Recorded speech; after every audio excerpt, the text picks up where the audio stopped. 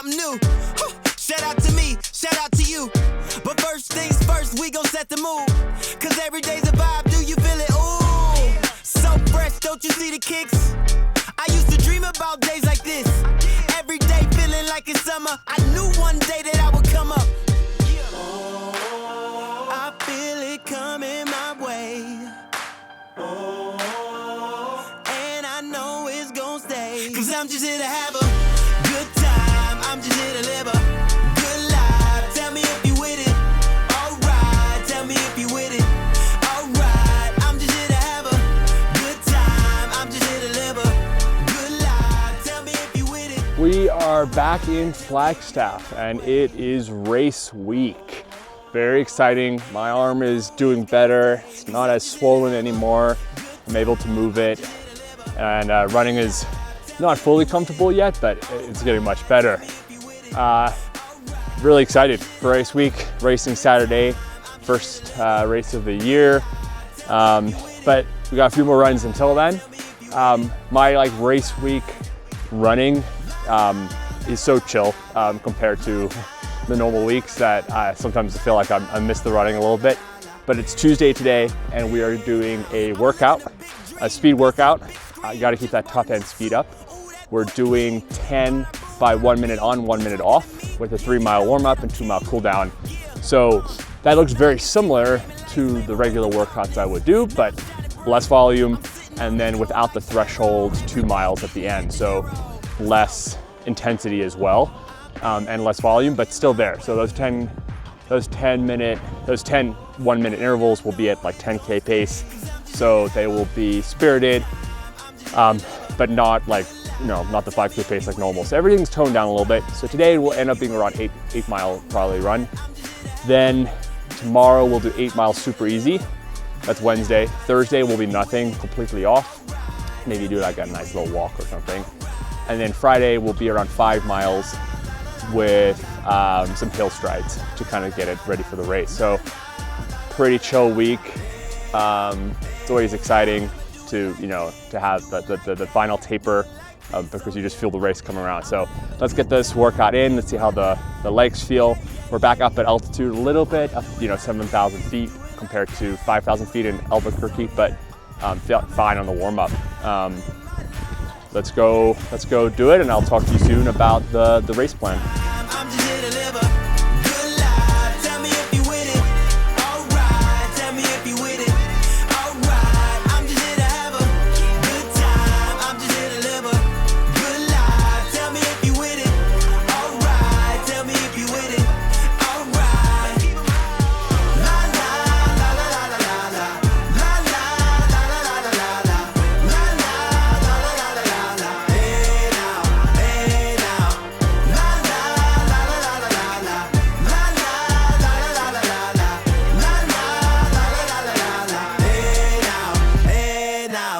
Happy New Year. It's January 1st and I just finished up a super chill, nice little 8-mile run.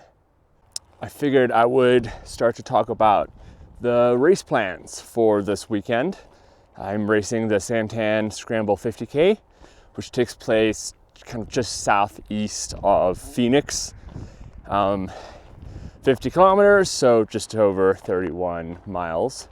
It's about 3,800 feet of climbing, so not terrible, and I'm excited. The race is broken down into 3 10.5-ish mile loops. Each loop has about 1,250, around there, feet of climbing. The first and third loop are clockwise, and then the second loop is counterclockwise, which is kind of cool because you get, 2 different experiences on the trails. So I'm excited about that. There's one kind of famously steep climb, kind of a short, I think it's like just a little less than a mile, but it gets up to like in the 20% climb. And so you do that at the end of the first lap and the beginning of the second lap, and then right at the end of the race, which I'm excited for. I love the short, steep stuff. So the race plan, It's looking like I'm trying to go for about 90 to 95 minutes per lap. So that's kind of 8:45-ish pace to 9-ish pace is what I'm kind of thinking about aiming for. Kind of hard to know exactly what to expect. This is the first race, well, this type of trail race in a while that is going to be at sea level, or close to it. Phoenix is about 1,000 feet above sea level, so pretty close to it. So I'm not quite sure what I will be able to do. I think that sounds about quite reasonable. I would love to be able to go sub 4 hours and 30 minutes. So I will be hopefully increasing my pace a little bit per lap, but honestly, I'm gonna rather try just to kind of go out at my hopeful pace and hang on. So that's the goal. Really, I'm kind of planning on 90 minutes. So we'll see what actually happens. The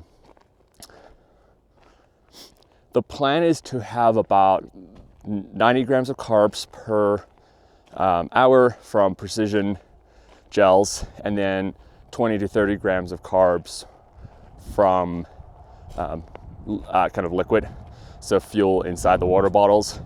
The plan right now is to do 500 milliliters per 45 minutes, at least in the second lap, so basically 2 bottles in the second lap, and then on the third lap perhaps go a little higher, up to a bottle every 30 minutes, so a liter an hour. Again, it's not very hot there right now. I mean, it'll start in the 40s and get up into maybe the 50s or 60s by the end, because the race starts at 7 a.m. So it's pretty early, so it shouldn't be that hot. And I don't quite know my sweat rate for those conditions, especially at lower elevations. It is dry, so we'll see. There's a lot of aid stations on the course. I'm going to carry 2 bottles with me and swap those out at the main headquarters at the end of every lap. And it'll be great because I'll have a crew. My wife will be there and her family, and they'll be there to just have bottles ready for me. But then there are a lot of aid stations around the course that I could easily fill up more. I'm gonna go a little lighter on the liquid at the beginning of the race.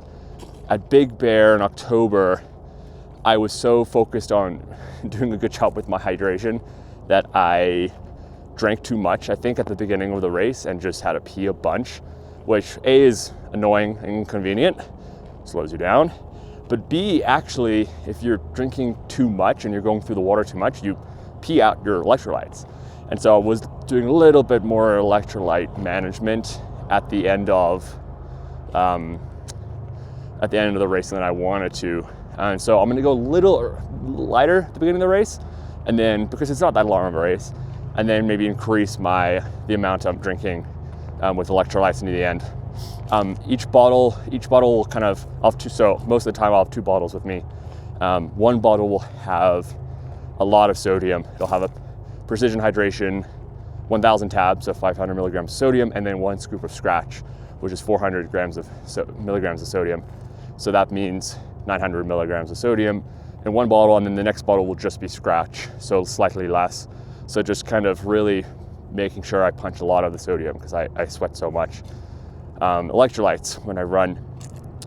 And the other plan is just every hour, kind of on the hour 20 mark, taking a caffeinated gel from Precision.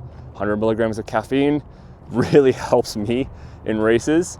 The unfortunate part is then you don't sleep the night afterwards, but hey, if the race goes well, I will take a restless night of sleep at the end. I'm excited for this race because in many ways it doesn't matter. It's just a big training race in the build up to Black Canyon. So if it goes awfully wrong, if I have a bad day, things go wrong, I will, it doesn't matter, I will learn and be better for it. But I also have the chance of doing well, I think. I'm definitely have a chance of breaking my 50K PR. And so it's also a race where I can take what I've learned this past year, well, last year, now that we're in 2025, in the sense that I always used to race conservatively. I would race to minimize the amount of things that could go wrong. And I kind of really raced like that. It was all about minimizing risk, minimizing things that could go wrong, and thinking about mitigations. It wasn't until that half marathon in November, in Phoenix where I was sick and didn't really care. It was just a road half marathon. And I said, you know what, screw it. We're gonna YOLO and go out hot and see what happens. And I did so much better than I expected. And in many ways, I realized I had left some on the table, which I was really happy about because I was sick. And so seeing what I could do and kind of proving to myself I didn't actually believe in myself as much as I should was really cool. And so the approach this time is to go out hot, go out at the pace that I know I'm capable of and I think I'm capable of, and see what happens. And if I blow up at the end, I blow up at the end. But it's going to be that approach versus go out easy and then maybe speed up along the way. I know maybe other people out there can negative split their long ultra marathons. The more and more I'm looking at like how pros do it, how others do it, no one really does that unless you're like walking the first half. And so I also don't want to race like that. I want to race confidently. I want to race and see what happens and push myself to the limits. And that means going out hot and trying. And it doesn't mean being stupid and sprinting beyond. Like I know my heart rate zones, I know my paces, I know what I'm capable of. I've seen it in practice, I've seen it in training. So it's not about being stupid, it's just about being confident and being okay if you fly a little too close to the sun. I'd rather try to fly close to the sun and get burned than not even try at all. But that's a big difference for me. So I kind of had that change in from the half marathon in November, and it's time to see, can I translate that into a 50K? Doing that approach, that YOLO style for a half marathon is very different than trying it for a 50K on the trails. But this is what I've been training for. This is what I'm capable of. This is why I put in these huge weeks. And so that's going to be the approach. As far as the gear and the shoes, etc., maybe you don't care about this part. I always love seeing what people do. I am going to be sporting the Adidas Agrix Sport Ultras. I have no idea how you say the first word. The ASUs, the orange super shoes that basically everyone and their mom is wearing for these races. It's awesome. I like it. So I've been wearing those most of the second half of this year. I'll be wearing the Nike half trail shorts. I'll be wearing a vest bib, kind of sleeveless running singlet that has the South African flag on it because I'm from South Africa. And then I'll probably start with arm warmers because it's a little cold. I don't like arm warmers, but I also don't want to be swapping out a t-shirt, from a long sleeve t-shirt to a singlet halfway through the race. So I'll do that and then just dump the arm warmers after the first lap. I don't know what I'm going to do for the hat yet. Might do a wide brim, might do a kind of Salomon trail hat. Might do two different ones, change halfway through. Don't know. And we'll be wearing my Raid running belt. I really like the Raid running belt. It fits a flask in the back. It's a little hard to get in and out of the flask at the back. It's the biggest downside, but it has a much kind of taller belt design that has kind of structure built in. And so it just feels like it kind of sits on your hips and it doesn't jostle, but it doesn't constrict you. I find with the kind of the other running belts that I still use, but the ones like the naked belt, they just kind of restrict and are too tight on me, and I find them uncomfortable. So I really like the Raid belt. It stores everything in the front that I need, as well as a bottle on the back, and then I'll have one other handheld. So pretty basic. I'll do my customary haircut tomorrow. Go into the mohawk with just the mustache, my normal pre-race ritual. And ever since I switched to this new barber, races have gone well. So I think he's the magic touch. So yeah, it's Wednesday right now. Finished the run. Got one more run on Friday, so Thursday is a day off, and then we'll drive down to Phoenix and race Saturday morning. And I'll put another video for how the race goes and a race recap. But thanks for tuning in. Wish me luck, and hopefully I'll be at the finish line with a good story to tell. So a tradition I do this last year before every race is get my hair cut. So I've already done shave the beard, and now I'm gonna go into Urban Shave here in Flagstaff and get my customary race cut. Ever since I started doing this, the race results got better, so let's do it. Feel the dream